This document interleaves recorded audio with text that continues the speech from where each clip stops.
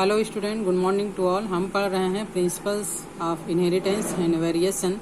इस क्रम में हम आज पढ़ेंगे मेंडली विकार क्या होता है। इसके पहले हमने अनुवांशिक विकार के बारे में पढ़ा था। मेंडली विकार जनरली जो विकार होता है ना, विकार मीन्स यहाँ पर किससे संबंधित विकार? क्रोमोसोम से संबंधित विकार। तो क्रोमोसोम से संबंधित विकार को दो श्रेणियों में रखा गया है।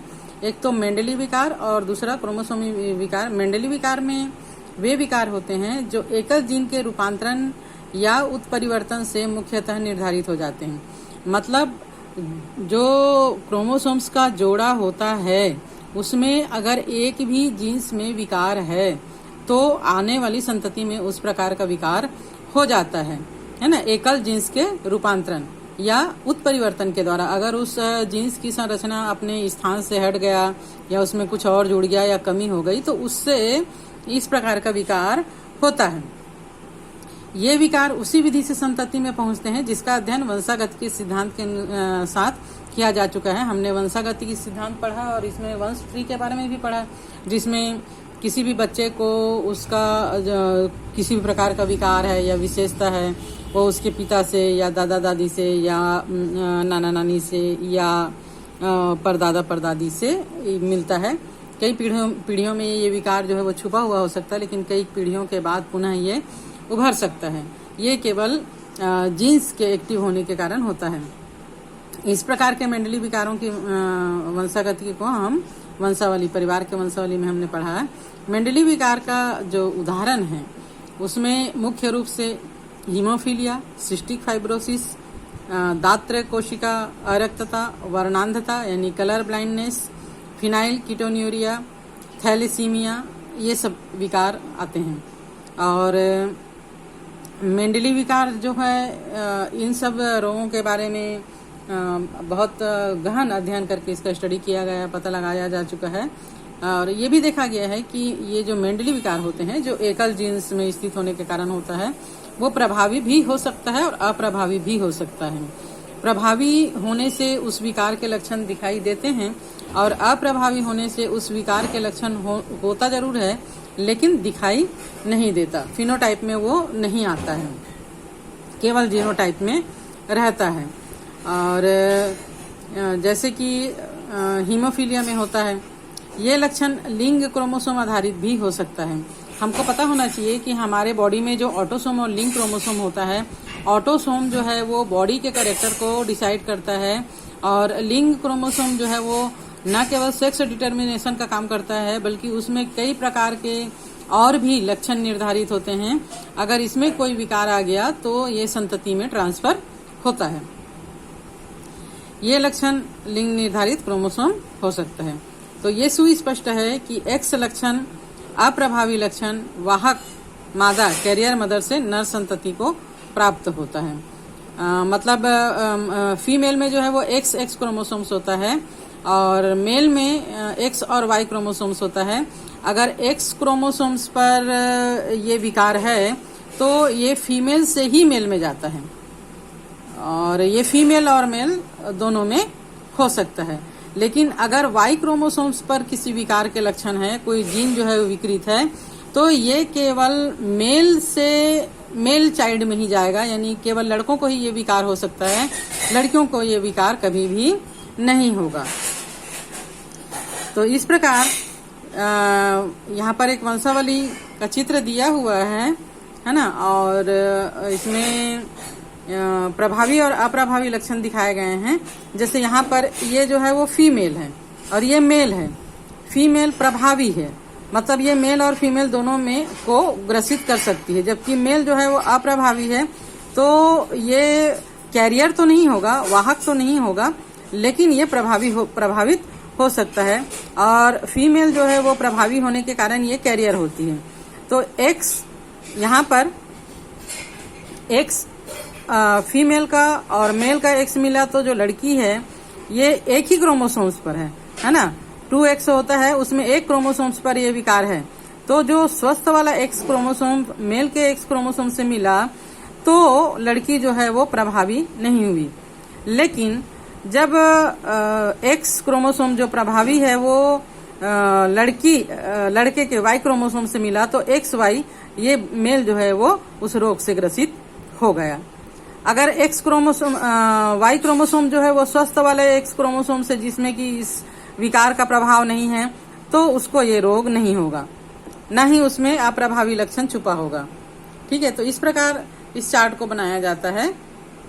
यहाँ पर हम हीमोफीलिया रोग का सबसे पहले अध्ययन करते हैं।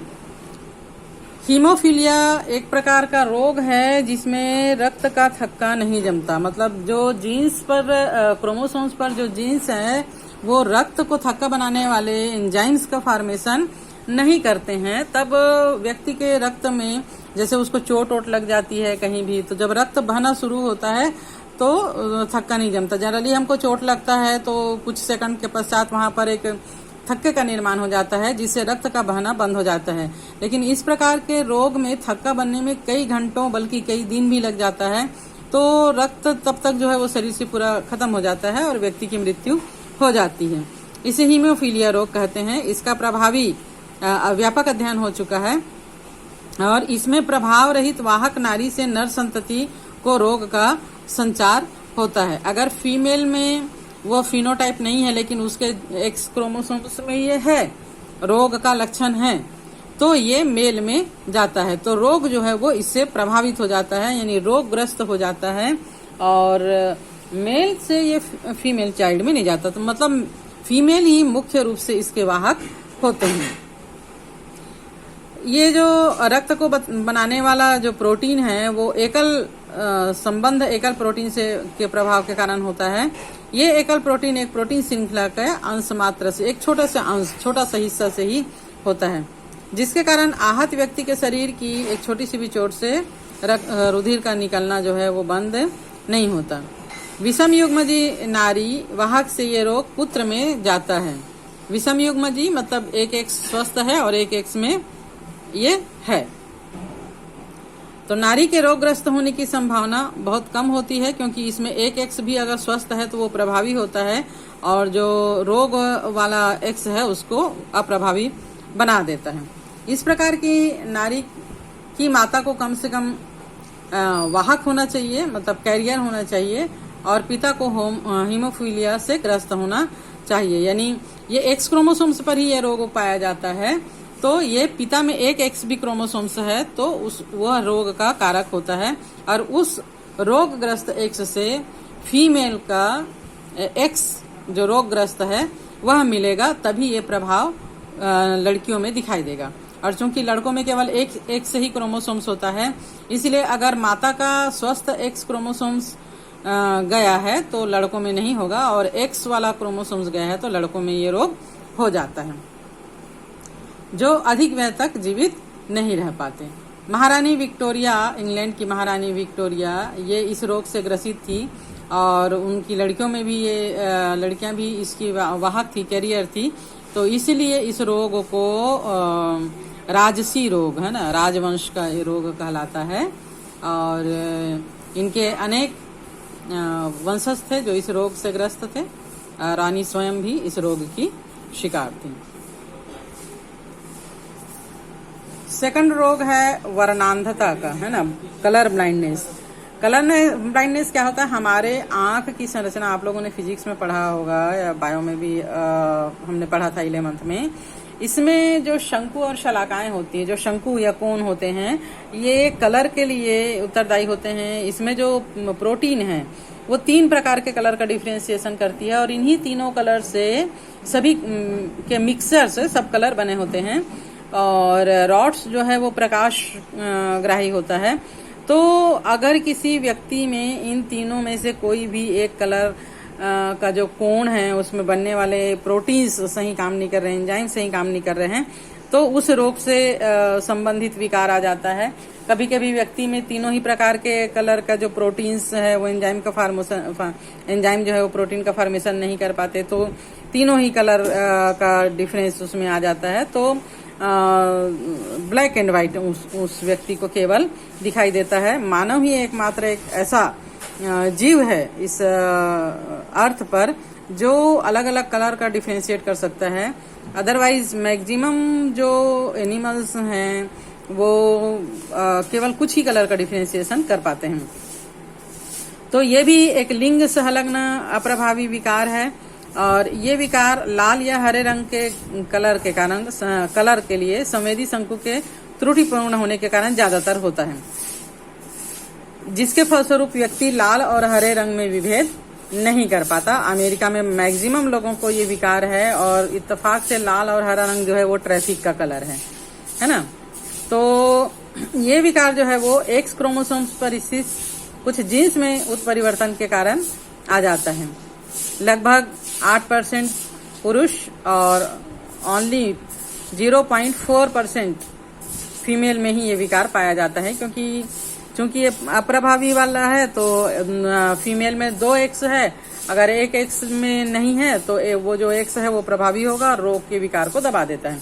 लेकिन मेल में चूंकि एक ही एक्स है और उसमें अगर इस रोग से संबंधित विकार है तो ये शो हो जाता है, और इसके कारण लाल हरी वर्णांधता के लिए उत्तरदायी जीन का एक्स क्रोमोसोम से उपस्थित होना है।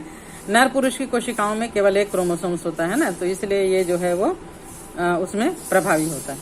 अतः विषम युग्मजी जननी स्वयं वर्णांध नहीं होती है। इसका अर्थ यह है कि इसका प्रभाव दूसरे विकल्पी एलील के प्रभावी होने के कारण निरुद्ध हो जाता है। फीमेल जो चाइल्ड है सामान्यतः वर्णांध नहीं होती जब तक कि माँ वाहक और पिता वर्णांध ना हो। तो आज के लिए इतना ही।